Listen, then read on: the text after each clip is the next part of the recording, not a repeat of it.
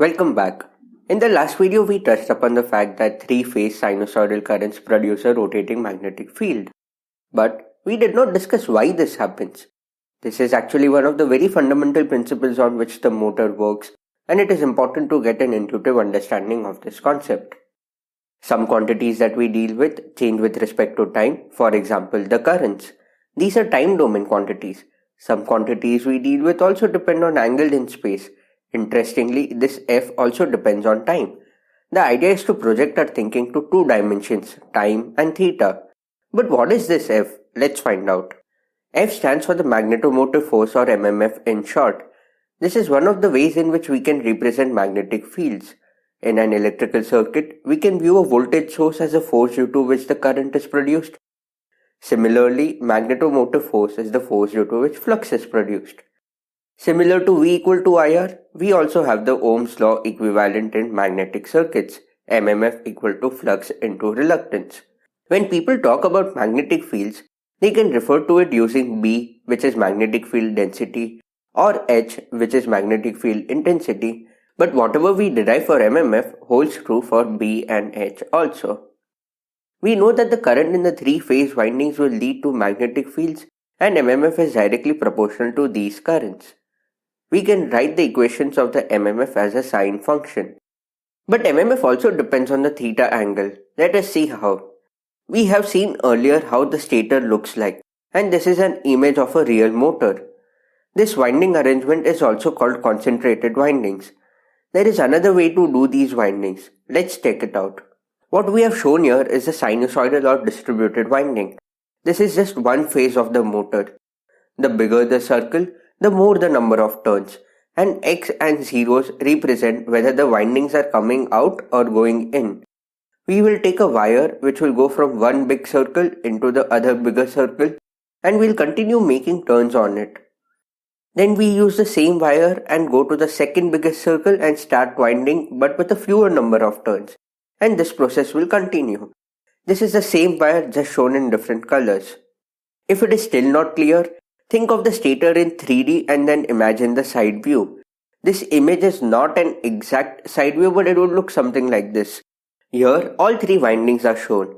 You see there are several slots on which the windings are done, and we can change the number of turns in each slot. These windings are not random, but they follow a sinusoidal distribution. If it is still not clear, pause the video and think for a moment before you proceed. You can also see the windings overlapping in the image. This is how three-phase windings look like.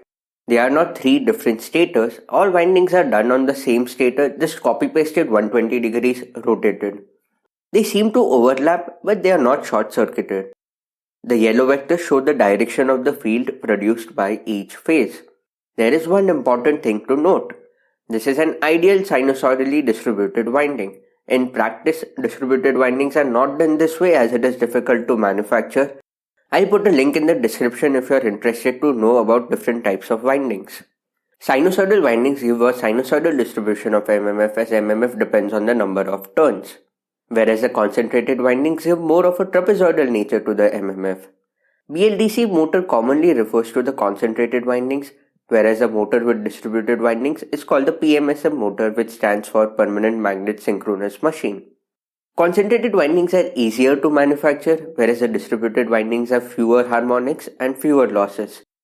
However, whatever we will derive for sinusoidal windings holds true conceptually for other winding arrangements as well. So we can write the MMF in case of sinusoidal motor as a sine function of theta. But we also saw that we can represent MMF in terms of time. We can combine these two to form one equation which takes into account both time and angle. The equations look big and scary, but it has a nice and simple meaning to it. We can split the equation such that the time domain quantities represent the amplitude of the cosine function. Just consider that all of these are unity for now. So we can plot FA, FB, FC with respect to theta. The net effective field is given by summation of FA, FB and FC as they are independently produced. This is also called superposition. But how do we add the cosine waves? Instead of dealing with trigonometric quantities, we can deal with vectors. We can represent a cosine wave using a vector in a circle of unit magnitude. The vector will rotate with time, and the projection of it on the horizontal axis gives cos omega t. Let's look at this animation to better understand this. As we travel on the cosine wave, we are also going around the circle, and the horizontal component gives the value of cos at that time. It is a pretty neat way to represent a cosine signal. Similarly, we can represent FA, FB and FC as three vectors 120 degrees apart. By doing so, we have already accounted for the theta dependent terms. The best way to understand this is if we substitute some values. If omega t equal to 0, we can substitute cos 0 as 1, cos 120 as minus half, cos 240 as minus half, and FA becomes FP, FB and FC becomes minus half FB. When we do vector addition of these three, we get the net field whose magnitude is 1.5 and the angle is 0 degrees. Let's substitute one more value. If omega t equal to 60, we get FA equal to half FP, FB equal to half FP and FC equal to minus FP. The addition of these three will give us a magnitude of 1.5 FP and angle 60 degrees.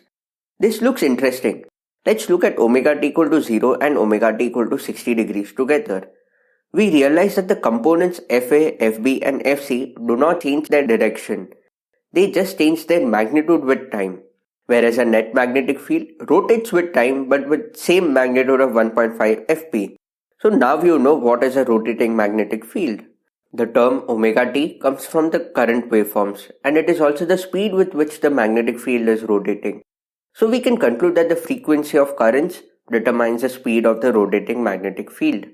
And the speed with which the field rotates is also at which the motor will rotate. One should understand this statement very well.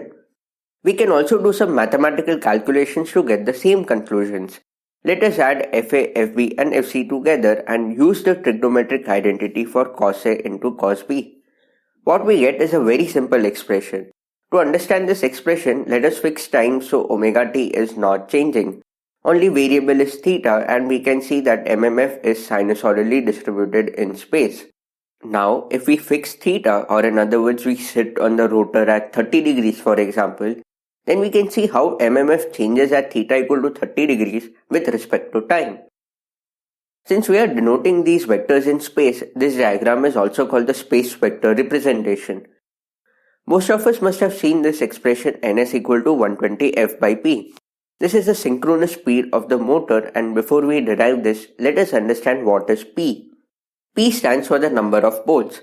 It gives us the number of north and south poles present per phase. What we have shown here is only one of the phases, and we can see that it has 2 poles. But we can also have an arrangement which has 4 poles. Remember that the A and C phase will also have 4 poles. There is one big difference between the two. Let's look at the figure with poles equal to 2. When we go from north to south to north, we complete one mechanical revolution in space and one electrical revolution of north, south, north. But with 4 poles, when we go from north to north, we have traveled only 180 degrees mechanically to complete 360 degrees of electrical rotation. We can generalize this with the formula theta E equal to P by 2 into theta M. If we substitute theta M as 180 degrees and poles as 4, we get 4 by 2 into 180, which is 360. We can differentiate this expression and get omega E equal to P by 2 into omega M, where omega is the angular speed. The reason why one might use more number of poles is to play with the speed and torque of the motor, and that gives us different characteristics. Now let's understand where does ns equal to 120 f by p come from. Ns is the synchronous speed and its units are rpm. RPM is revolutions per minute. One revolution is 2 pi radians and 1 minute is 60 seconds. So 1 RPM is 2 pi by 60 radians per second. So we get the conversion ns into 2 pi by 60 is equal to omega. We can rewrite as ns equal to omega into 60 by 2 pi. But observe that this is omega mechanical, as the RPM denotes mechanical revolutions. We can substitute omega m in terms of omega e and substitute omega e as 2 pi f to get the well-known ns equal to 120 f by p. What it tells us is the frequency of current waveforms directly gives us the speed of rotation. To conclude this video, let's summarize our learnings. We need to start thinking not just what happens with time, but also in space. we introduced the concept of space vectors to do that. We understood what is a rotating magnetic field and how does the frequency of current determines the speed of rotation. We looked at the relationship between electrical and mechanical quantities and understood what are poles.